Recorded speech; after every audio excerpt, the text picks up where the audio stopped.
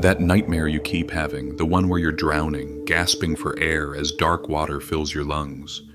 It's not just a dream. You've never nearly drowned in this life, but your soul remembers your inexplicable fear of fire, that weird pull you feel toward a country you've never visited, the way certain music brings tears to your eyes though you don't know why.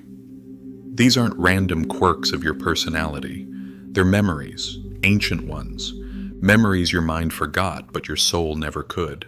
A 3-year-old in Louisiana points to a photograph of Scotland and says, "That's where I'm from, that's where I died." His parents have never mentioned Scotland. Weeks later, he describes in perfect detail a house on a specific street in Edinburgh, a house that records show belonged to a man who died in 1954, 3 years before the child was born. This isn't imagination. This is remembering. What if everything that makes you feel broken, different, or out of place in this world isn't because something's wrong with you, but because your soul has lived so many lives that it struggles to fit into just one? Look around you. Do you feel like you truly belong here, in this time, in this body, in this family? Or have you always felt like a visitor passing through, watching everyone else fit perfectly while you stand at the edges, observing? Old souls don't belong because they're not supposed to. They're meant to remember. And deep down, beneath all your doubts and distractions, you already know this. Your soul speaks a language your conscious mind has forgotten. It's not English or French or Mandarin. It's the language of energy, of patterns, of cosmic memory. Think of yourself as an iceberg. This life, the one you're living right now, is just the 10% visible above water. But beneath the surface lies the true mass of who you are, 90% submerged, hidden from view, yet holding everything else afloat. That's your soul's journey. When Maria touched a violin for the first time at age 5, her fingers moved across the strings as if guided by invisible hands. Her teacher was stunned. "It's like she's played before," he told her parents. Many times before. Maria couldn't explain it, but her soul could, because somewhere, at some time, she had played. For years, for decades. Perhaps on darkened stages in Vienna or in firelit rooms in Renaissance Italy. Her fingers remembered what her mind could not. This happens more than science can explain. Children speaking languages they've never been taught. People dreaming in vivid detail about places they've never seen. The sudden, overwhelming feelings that wash over you when you meet certain strangers, as if your souls recognize each other from somewhere else, sometime else. These aren't coincidences or anomalies. They're glimpses behind the veil. Most people walk through life with amnesia, remembering only this current chapter. But you felt it, haven't you? Those moments when something stirs inside you, something ancient and knowing. When you look at the stars and feel homesick for a place you can't name. When you hear certain music and your heart aches with a grief that seems bigger than this lifetime. That's your soul trying to tell you something. It's trying to help you remember who you really are. Your past lives aren't locked away in some cosmic filing cabinet. They're etched into your fears, your talents, your inexplicable reactions. They're the birthmarks on your skin.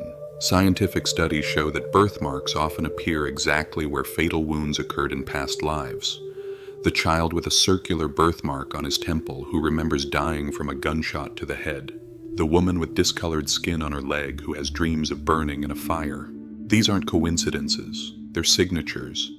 Your body remembering what your mind was forced to forget. James has been afraid of water his entire life, not a rational fear, a bone-deep terror. He can't explain it. He's never had a traumatic experience with water. But during a past life regression, he sees himself as a sailor in the 1800s, his lungs filling with seawater as his ship sinks in a storm. His body trembles as he describes the cold, the panic, the desperate fight for air. This isn't fantasy. This is memory resurfacing. You carry these marks too. That person you met and instantly trusted or instantly feared without logical reason. Your soul recognized them. You've danced with them before in other bodies, other times. The dreams that feel more like memories, so vivid you can smell the air and feel the ground beneath your feet. Places you've never been in this life, but your soul has walked 1,000 times. The books you read as a child that felt like coming home, as if you were remembering the stories rather than discovering them. These are the breadcrumbs your soul has scattered through your life, trying to lead you back to yourself. And the older your soul, the more pronounced these markers become. The more you feel out of step with the modern world's shallow concerns, the more you crave depth and meaning while others chase distraction and status. It's not that you're better, it's that you're older. Your soul has seen the rise and fall of too many empires to be impressed by Instagram likes or corner offices. You've lived enough lives to know what matters. Have you noticed the patterns? The way certain themes repeat in your life like a stubborn echo? The relationships that keep failing in exactly the same way. The same lessons appearing again and again, wearing different faces but teaching the same truth. This isn't coincidence. It's karma. Unfinished business. Sarah had been abandoned by every man she ever loved. Different men, different circumstances, but always the same ending. She was left alone. In therapy, nothing changed the pattern. But in past life regression, she saw herself as a man in 16th century France, abandoning his wife and children for another woman. She felt his selfishness, his casual cruelty, and she understood. Her soul was working through the consequences of choices made centuries ago, learning empathy through experience, feeling what she once inflicted. Your soul does the same. It carries unfinished stories across lifetimes until they find resolution. That's why you keep finding yourself in familiar emotional territories despite your best efforts to change. Your soul is trying to get it right this time, to finish what was started lifetimes ago. And it's not just relationships, it's your deepest fears, your inexplicable passions, the causes that move you to tears, the injustices that ignite your rage, the environmental activist who dreams of drowning as forests burn, remembering civilizations destroyed by their own greed, the nurse with endless compassion for the dying, remembering when she couldn't save those she loved, the artist obsessed with capturing certain landscapes, remembering homes from other times. These aren't random interests or arbitrary emotions, they're continuations. Your soul picking up conversations it started centuries ago. And the people who appear in these stories, they're not strangers, they're soul family, spirits you've known across lifetimes, playing different roles in your journey. The lover who becomes the child, the enemy who returns as the teacher, the parent who reappears as the friend. Different bodies, different relationships, but the same souls circling each other through time, working through ancient promises, resolving ancient wounds. You've known them all before, and they've known you. Your memories aren't really lost. They're just hidden behind a veil, a forgetting that happens with each birth. But there are keys that can unlock these memories, gateways back to who you've been, what you've learned, whom you've loved. Your dreams are the first gateway, not the chaotic dreams of daily processing, but the vivid ones that feel like memories, the ones you wake from disoriented, as if you've been pulled from another world. Keep a dream journal. Record every detail. Look for patterns, recurring places, faces, time periods. These aren't random. They're glimpses of other lives breaking through. Then there's meditation. Not the kind that empties your mind, but the kind that opens it. Sit quietly. Ask your soul to show you what you need to remember. Don't force it. Just listen, watch, feel. Michael never meditated before, but when he finally tried, he saw himself as a Buddhist monk in Tibet, felt the cold mountain air, heard the temple bells. The vision was so clear it left him shaking. Later research confirmed details he couldn't possibly have known about monastery life in that region. This wasn't imagination. This was remembering. Past life regression is another powerful key. Guided hypnosis that allows your conscious mind to step aside so your soul's memories can surface. Emma underwent regression expecting nothing.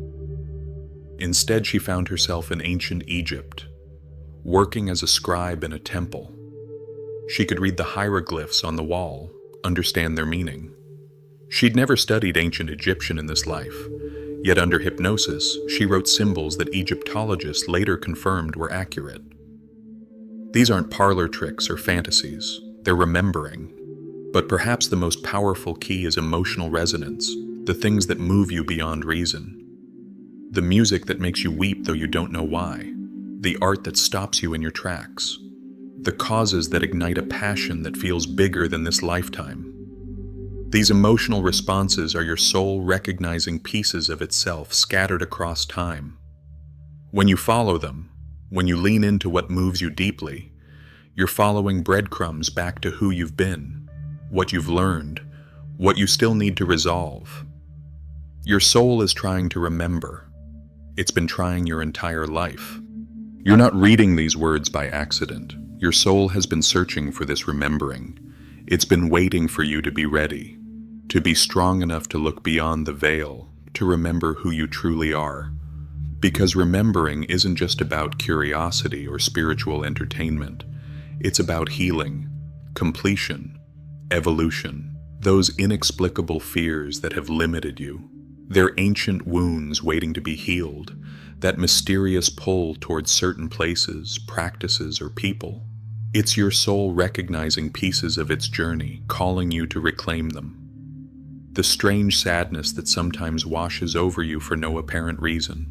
It's grief that travels across lifetimes, waiting to be acknowledged and released. You are not just a random collection of atoms that appeared in this world 20, 30, or 80 years ago. You are ancient, vast, experienced. You have loved and lost and fought and died and been reborn more times than the mind can comprehend. You have walked with kings and beggars, been both victim and villain, known glory and despair across the expanse of human experience. And all of it, every moment, every choice, every lesson, lives within you now. This is not philosophy. This is not religion. This is energy that cannot be destroyed, only transformed.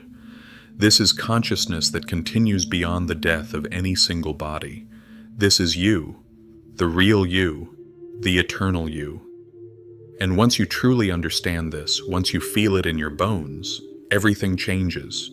Suddenly your current problems shrink against the backdrop of your soul's vast journey. The grudges you've been holding, the fears that have paralyzed you, the limitations you've accepted, they all look different when viewed through the lens of eternity. Because what is a single mistake in the context of 1,000 lifetimes? What is one hardship compared to all you've already overcome? What is one moment of fear against the courage you've shown across centuries? Remembering who you are doesn't erase your current challenges, but it gives you the wisdom and perspective to face them differently, to recognize old patterns before they play out again, to understand that the most difficult people in your life are often your greatest teachers, souls you've known before, helping you resolve what remains unfinished. This remembering gives you something modern society desperately lacks: context. Spiritual context, cosmic context. You are not a random accident. You are not here by chance. Your life has meaning that extends far beyond this single chapter. And the struggles that have broken your heart have been breaking it and reforming it for lifetimes, not as punishment, but as evolution. This is the invitation your soul extends to you now. Remember who you are. Remember what you know. Remember why you're here. Not because remembering will make your life easier, but because it will make it richer, deeper, more meaningful. Because you'll finally understand that you don't need to fear death. You've done it many times before. You don't need to fear loss. Nothing real is ever truly lost. You don't need to fear failure. You have eternity to get it right. All you need to do is remember. And in that remembering, find the peace that comes from knowing you are far more than this single moment, this single struggle, this single life. You are a soul with the wisdom of centuries woven into your being. And it's time to remember who you truly are. What would change in your life if you remembered everything? If the veil lifted completely and you could see your soul's entire journey? Would you forgive more easily, knowing you've been both victim and villain? Would you love more fearlessly, recognizing the souls you've loved before? Would you finally release the shame and guilt you've carried, understanding it was just one chapter in an eternal story? Your soul knows, and it's waiting for you to remember. The question isn't whether you've lived before. The question is, are you ready to remember? Are you ready to awaken to who you truly are? Your soul has been waiting lifetimes for you to ask.